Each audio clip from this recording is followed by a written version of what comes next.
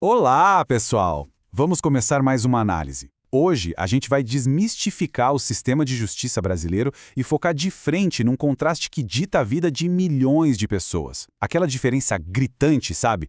Entre a lei escrita bonitinha que promete igualdade e a realidade empírica, nua e crua, do dia a dia. Ao longo deste estudo, vamos investigar como o próprio campo jurídico acaba criando, e pior, mantendo essas estruturas de desigualdade. Bom, vamos mergulhar logo de cara na pergunta central que move o trabalho da pesquisadora Regina Lúcia Teixeira Mendes. Todo mundo já deve ter lido ou ouvido sobre a Constituição, e no papel parece óbvio que todo brasileiro tem seus direitos garantidos, certo? Mas, na prática jurídica, será que todos que nascem no país detêm de fato a plenitude desses direitos? O que a gente vai ver é que o sistema legal brasileiro divide e classifica as pessoas de jeitos bem surpreendentes. E para entender como essa ilusão toda se sustenta de pé, a nossa análise de hoje vai passar rapidinho por 5 pontos. Vamos lá. O conceito de cidadania, a República de Togas, doutrina versus prática, a realidade dos tribunais e, para fechar, o sistema de desigualdades. Número 1. O conceito de cidadania. A teoria contra a doutrina brasileira. Para começar, é fundamental a gente estabelecer qual deveria ser o cenário ideal. O sociólogo T.H. Marshall traçou um modelo histórico muito bacana para explicar isso. A cidadania de verdade não caiu do céu de uma vez, ela foi se expandindo com os séculos. Lá no século XVIII nasceram os direitos civis, como liberdade e propriedade. No século XIX vieram os direitos políticos, a participação no governo. E só lá no século XX consolidaram-se os direitos sociais, que é aquela parte de saúde, educação e previdência. Então, juntando tudo isso, temos o modelo universal de cidadania. Em qualquer democracia moderna pós-Revolução Francesa, a cidadania é tipo um pacote completo, um piso mínimo de direitos garantido a absolutamente todo mundo. A igualdade perante a lei não é um luxo ou um bônus, é o pré-requisito básico para que o Estado funcione de forma justa para quem financia tudo isso. Agora, olha que loucura o que acontece aqui. O detalhe que realmente chama a atenção é como a doutrina jurídica brasileira tradicional recorta e distorce esse conceito universal. Grandes nomes do direito no Brasil ensinam ativamente que existe uma diferença gigante entre nacionais e cidadãos. O nacional seria só um súdito, ligado ao Estado por ter nascido ali. Já o cidadão seria estritamente quem pode votar e ser votado. Ou seja, a doutrina brasileira meio que amputa os direitos civis e sociais do conceito, limitando a cidadania puramente à esfera política. Parte 2. A República de Togas. A mudança de poder. E como é que essa visão super restrita mexe com a dinâmica de poder do Estado? A pesquisadora Maria Carolina R. Freitas faz uma análise brilhante disso. Historicamente, a gente sempre ouviu falar do governo como uma república das bananas, certo? Aquela coisa de corrupção, omissão e interesses privados. Só que, neste século, a gente nota uma baita transição para a chamada República de Togas. Diante da falha dos políticos, o judiciário começou a intervir direto, tentando agir como grande salvador, a força moralizadora da sociedade. Mas, gente, tem um problema enorme em colocar o judiciário como bastião do sistema. Ao assumir esse papel de censor moral para tentar arrumar bagunça do Estado, a gente esquece que o judiciário não funciona à base de diálogo ou consenso. Ele funciona na base da hierarquia e do arbítrio. É um poder feito para resolver conflitos pontuais. O resultado? Decisões isoladas são tomadas a rodo, mas o sistema falha miseravelmente em criar qualquer mudança estrutural e coletiva de verdade.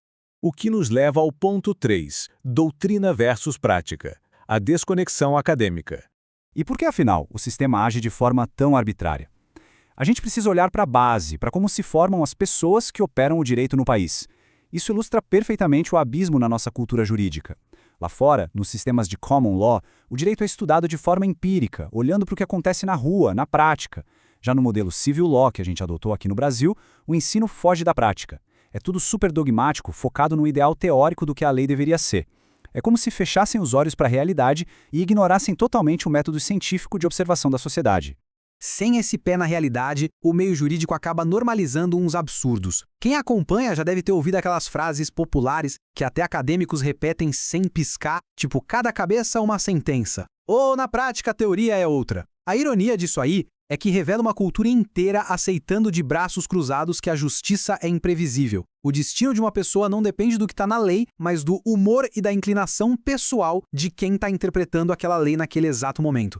Ponto 4. A realidade dos tribunais. As evidências empíricas na prática.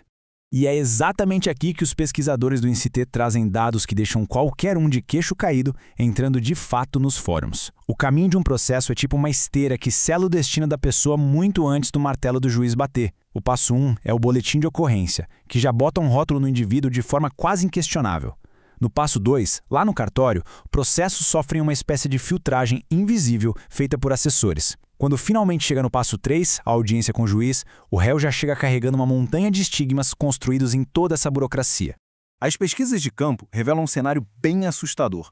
Em São Paulo e no Rio, audiências de custódia, que em tese servem para evitar agressões policiais, frequentemente terminam em impunidade para o Estado e focam apenas em prender.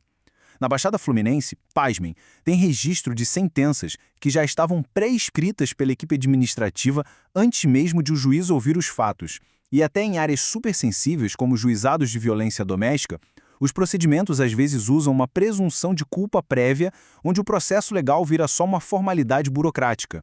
Para dar uma roupagem legal de chancelar tudo isso, entra em cena um conceito-chave: o livre convencimento motivado. É o jargão perfeito que permite ao juiz decidir com base nos próprios valores morais, no que ele acha que é perigoso e nas suas convicções íntimas. Isso faz com que dois casos idênticos tenham desfechos completamente diferentes. É literalmente uma loteria judicial guiada por preconceitos sociais que ficam ali, subentendidos. Chegamos ao ponto 5. O sistema de desigualdades. A realidade nua e crua.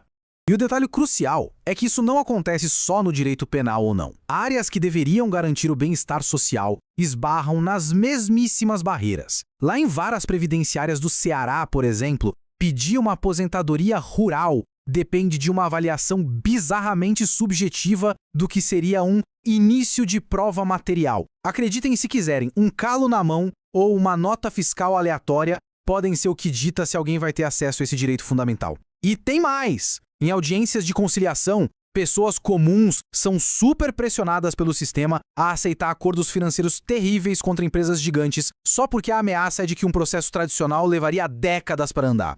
Resumindo a ópera, a realidade empírica esfrega uma verdade bem incômoda na nossa cara. O sistema jurídico brasileiro muitas vezes desiguala quem deveria ser igual. Em vez de ser aquele ambiente neutro que conserta as falhas da sociedade e entrega direitos iguais, as instituições judiciais acabam apenas refletindo e reproduzindo a divisão social que já existe no Brasil. O acesso real à justiça vira um privilégio para poucos, e não a garantia universal que a Constituição promete.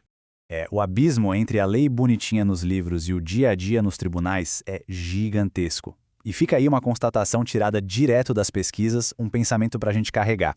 Que tipo de democracia é essa que garante cidadania e direitos de verdade só para aquela pequena parcela da população que tem poder de pressão política ou dinheiro para pagar por um acesso privilegiado? Fica a reflexão, pessoal. Até a próxima!